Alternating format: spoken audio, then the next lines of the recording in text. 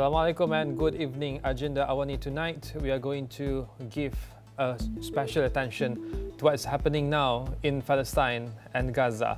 The crisis which happening now in West Asia has become front and center issues, not just in Malaysia, but also become part of the attention of the entire world.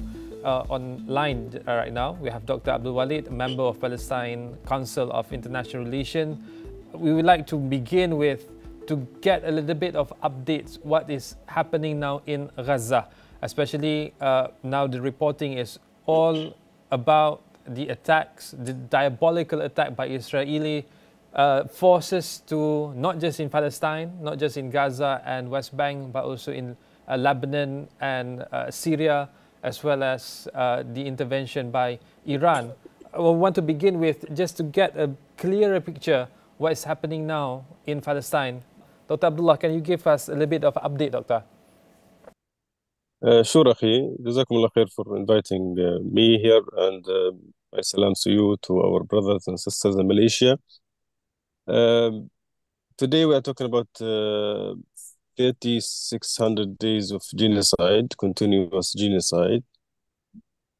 And so the suffering is very deep. It's unprecedented. The death still reach more than 52,000 killed and missing Palestinians, and more than 100,000 injured Palestinians. Most of them, unfortunately, are women and children. And also, when we talk about the scale of destruction, which is also unprecedented, it's very huge, very large. And if it affected every kind of life, every school, every mosque, every hospital, every water well, every sport facility. Most of our road networks are totally destroyed. From the numbers that we received from the authorities here and also the international bodies, we are talking about more than 85% destruction rate, which is totally huge. And also, if we talk about the Palestinians who have been displaced internally, the IDPs, since this war started, we have 1.9 million Palestinians are internally displaced out of 2.4. Of course, this is a huge. These are huge numbers, and also the total destruction, as I learned from the housing ministry, the total destruction of housing is more than 60%. That means 60% of the Palestinians living in Gaza are currently homeless. But for the time being, as the military operations is ongoing, and also the numbers from the Ministry of Housing and other shelter departments, we are having more than 135,000 tents. Most of them are actually not suitable for living. Especially we are entering the winter season. They are not suitable for rain, not suitable for winter. So the suffering is very huge, and the people here are out of solutions. We are out of alternatives.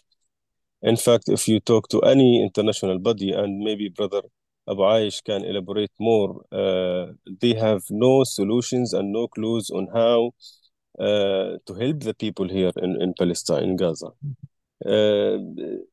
This is something that I mean, I myself, I'm engaged in several activities in assisting the Palestinians in Gaza, especially when we talk about the shelter activities. Recently, we have been issuing several calls, international calls, to put pressure on the Israelis to allow for the entrance of tents and shelter requirements like mattresses, and so on, clothes, everything. But unfortunately, the Israelis have been denying all of these calls.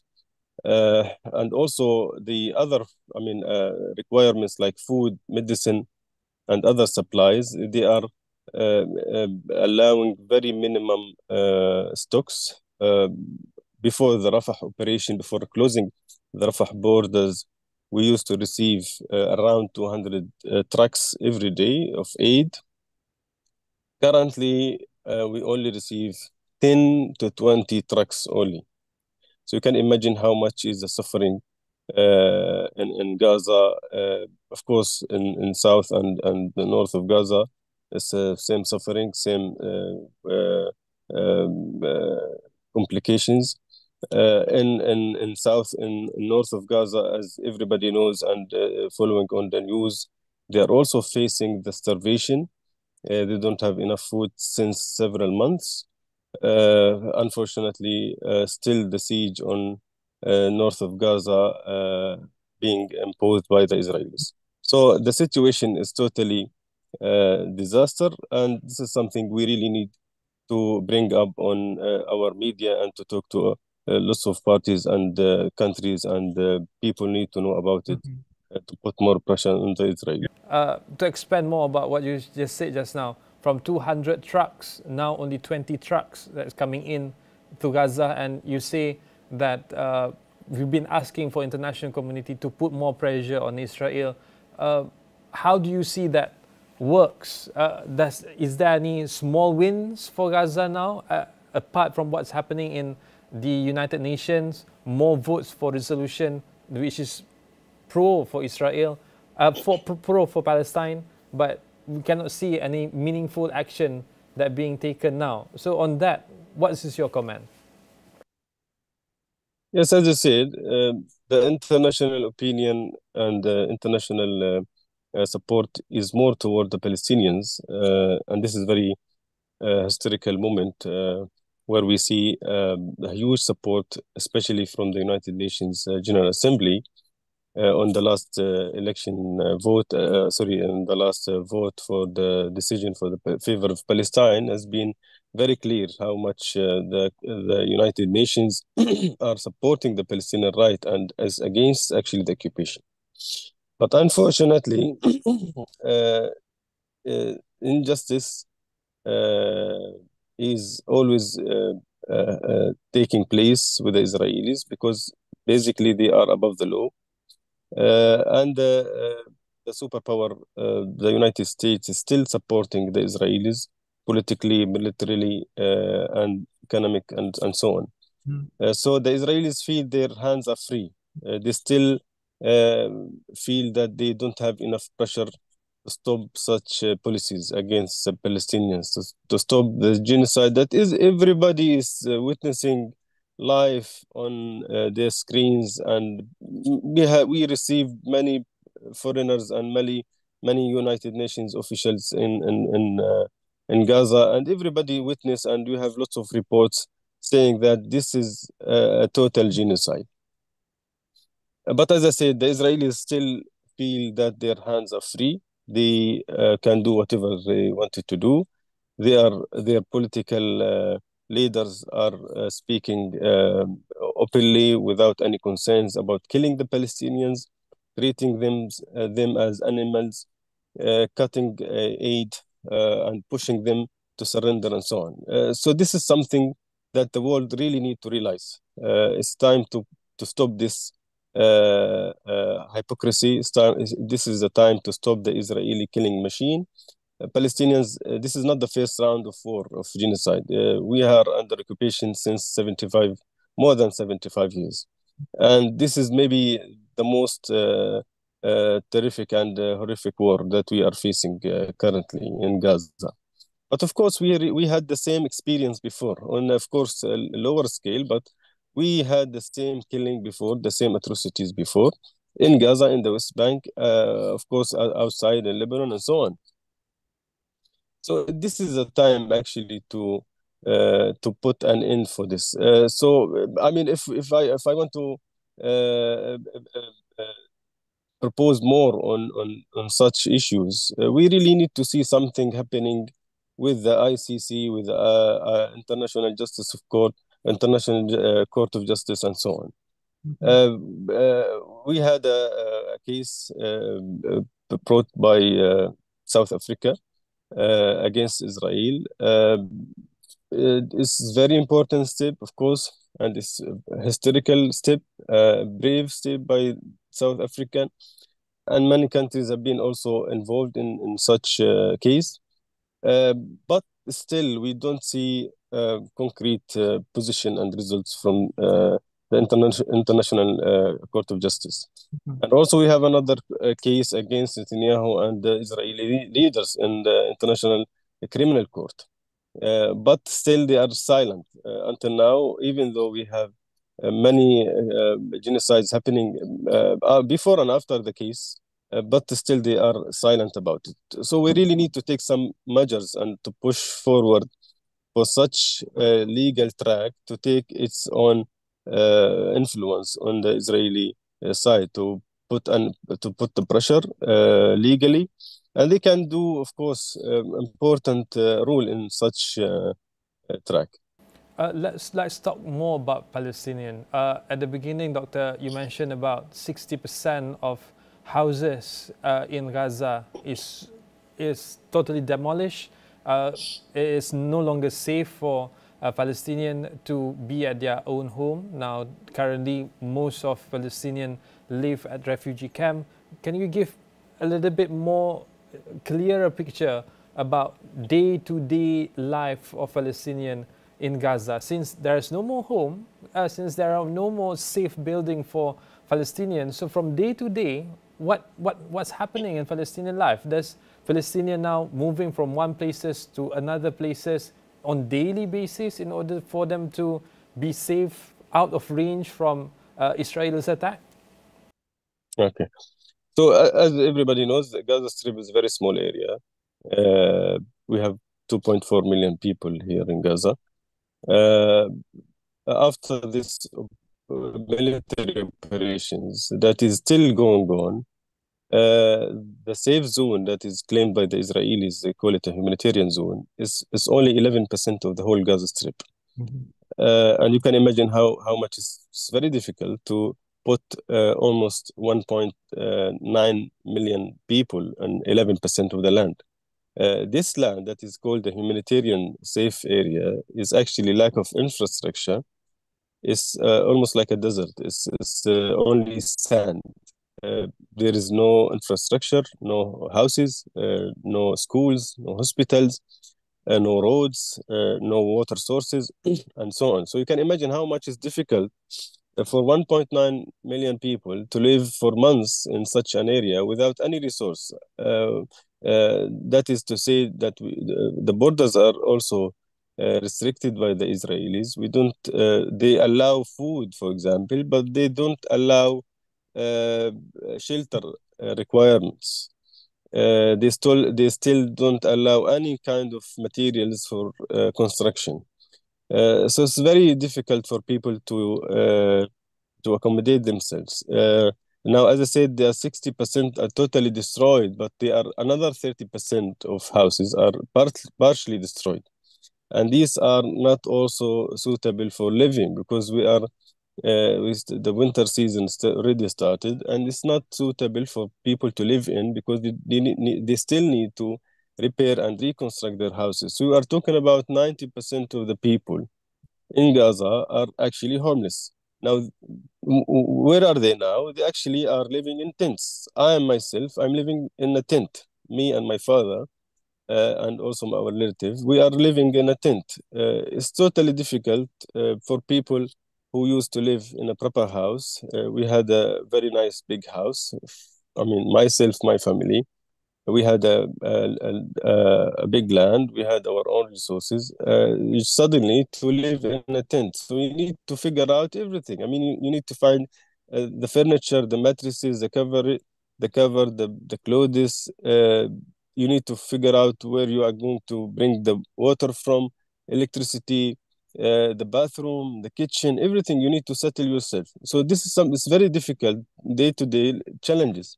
And people, as I say, they don't have enough money. They don't have any money because after 12 months of genocide and total destruction, they lost every kind of income. The economy here is collapsing. There are no income for almost all Palestinians in Gaza. So they don't actually have any kind of money. If people have had some saving, they already spend it early this war. But after that, they don't have anything. So most of the Palestinians are actually relying on aid. Unfortunately, as I said, we don't have enough aid. We don't have enough food. We don't have enough shelter. So it's totally complicated. What makes it complicated at this time, as I said, is actually the winter season. Uh, I already told you the 135,000 tent in Gaza, 74% out of them actually not suitable for living. But most of them are actually not suitable for rain. I mean, we had a wave of rain just 2 weeks ago, and people are already suffered. I mean, the rain and the flood came into inside the tents, and of course, when you don't have alternative or other shelters, you will just need to deal with it. You just need to deal with the mud and to deal with the flood, and you just need to wait for the sun to dry your stuff. So it's totally, I mean, something that you really cannot describe. You really cannot talk about, because something is very difficult to describe for people outside unless you live this kind of experience.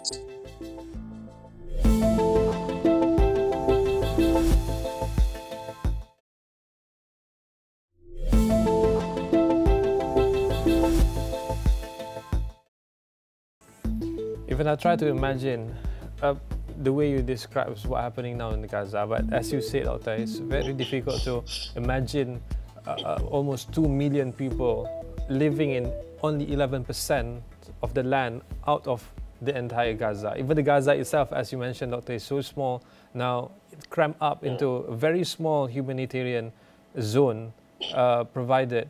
But so does it mean the entire Palestinian who living in Gaza now are concentrated in humanitarian zone, or is there still people who are living in the northern and the southern Gaza, Doctor? Yeah, I mean, this humanitarian zone is actually allocated in the south area of Gaza. In the north, we have the Gaza Strip is being separated by the Israelis on a something we call Netzarim crossing. So the north actually live in a little bit different condition, but the suffering is the same. So they are suffering. Let's say in south of Gaza, we have at least some kind of vegetables, some kind of fruits, because we have more lands to plant such things. But in Gaza, north of Gaza, they don't have anything. I mean, the 1 kilogram of tomato yesterday reached more than 100 USD. It's totally expensive because they don't have enough. I mean, they don't have anything. So it's very expensive for ordinary people to buy such things. But at the end of the day, I mean, even because I've saw so many Palestinians and so many relatives and friends, even though their houses are destroyed, they actually back to their houses after the military operation. Some of the areas have been ended, so they are back to their houses, even though it's not safe. It's very dangerous. They are back to their houses. Some of them already did some reconstructions, just using the whatever materials that are available for them. They made some of the restrictions, and they are staying in their houses between the rubble, and they are trying to, continue their day-to-day life. It's totally difficult, but this is a way. I mean, when you don't have enough solutions, when you don't have enough alternatives, you just need to work with whatever available.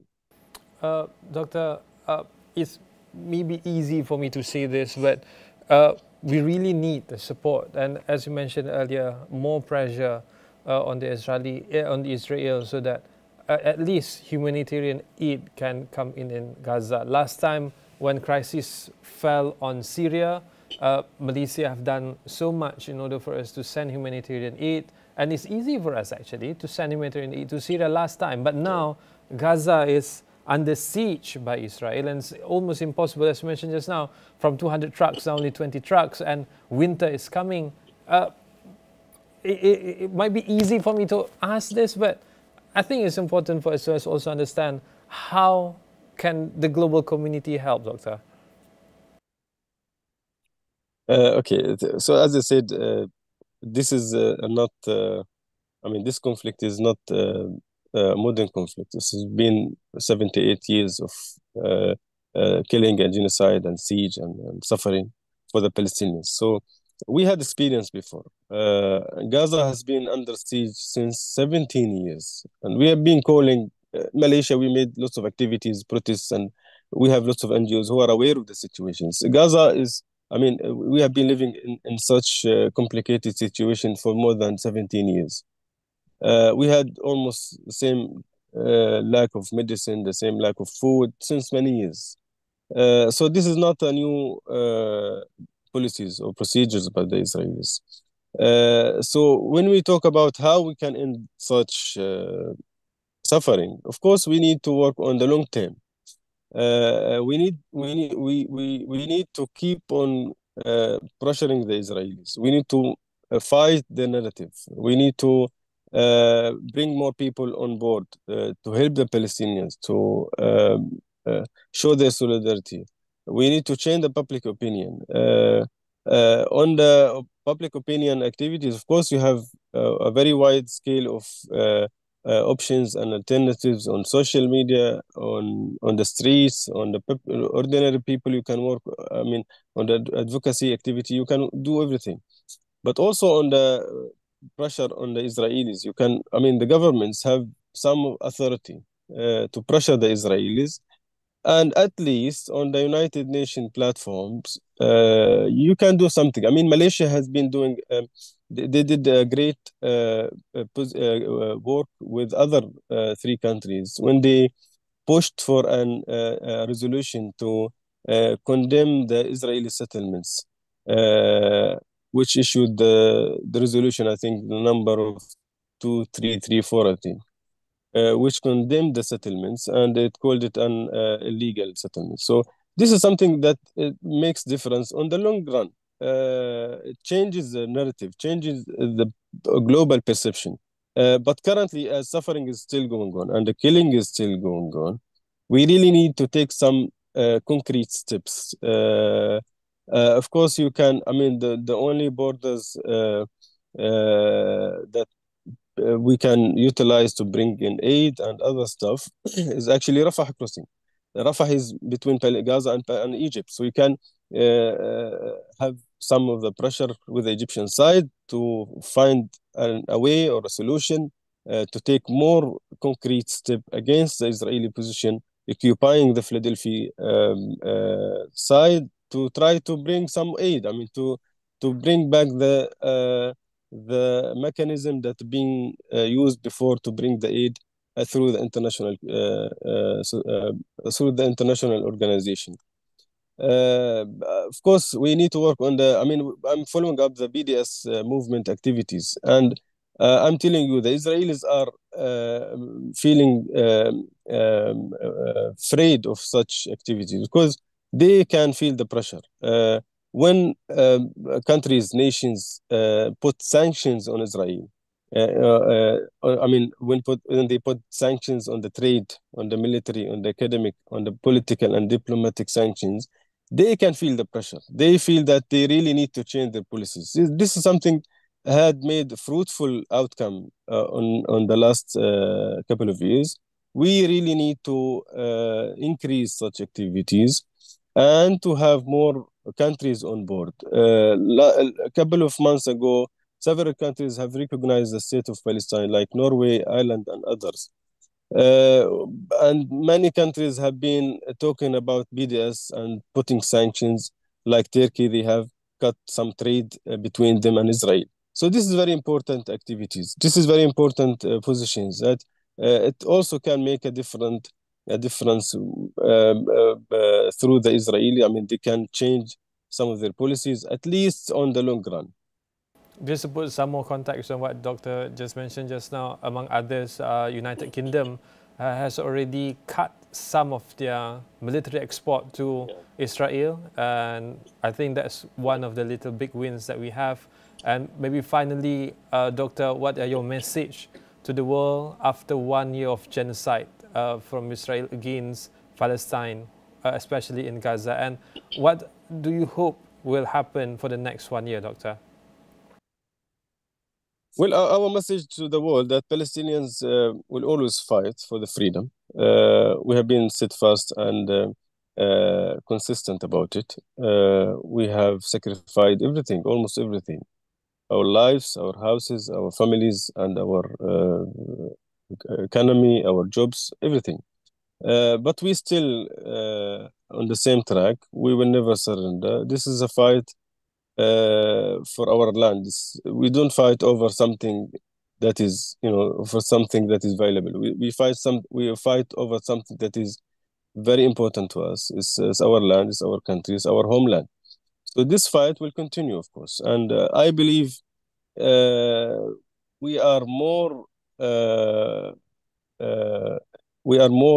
stronger. We are more closer to our independence. So this is something I'm sure of. And after 12 months of genocide, as I'm walking around the streets, I can hear people, even though they are suffering, even though they lost everything. I've met several people, many people who lost their whole family. I mean, Abu Aisha, brother who joined us, he lost many members of his family. He lost his house. He himself was injured by one of the Israelis' airstrikes. But still, people are fighting to live better life. They're still fighting the occupation. They are still fighting all of these plans to occupy and to end the Palestinian issue. So I'm not afraid actually about the Palestinian position, but on the international and on the global position, I would say we really need to work more on stopping the Israelis. We really need to work more on boycotting the Israelis, putting sanctions on the Israelis. Justice cannot be applied when you support the killer against the oppressor, against the oppressed people. Justice will never apply when you allow the Israelis to kill everywhere, to do everything, and you just blame the oppressed people who are fighting for their own rights. So we really need to work more to support the Palestinian narrative. We really need to work more against the Israelis' lies. This war started based on the lies of Netanyahu himself, who said that in 7th of October, Palestinians have killed women and raped women and beheaded babies and so on. All of these are lies. The days have proved that all of these are lies. So we really need to work on such facts. We want to change the narrative. We want to change the perceptions that Palestinians have the right to live in dignity. Israelis' lies here and there from time to time should stop. And I believe the world has already known such fact. They already know that Israel, because what happened in Gaza for the last 12 months is actually repeating itself in Lebanon now. They're killing the same civilians. They are targeting the medical teams. They are hitting the ambulances. Yesterday, they attacked one of the hospitals. So they are repeating the same way of killing. This killing machine must stop. Thank you so much, Dr. Abdullah Waleed, member of Palestine's Council on International Relations with us. Thank you, Doctor. And as you mentioned, from the river to the sea, Palestine will be free. And thank you so much for your time with us on the Agenda Awani. That's all for the discussion at this moment. I'm Ifram Faruqi. Salam hormat.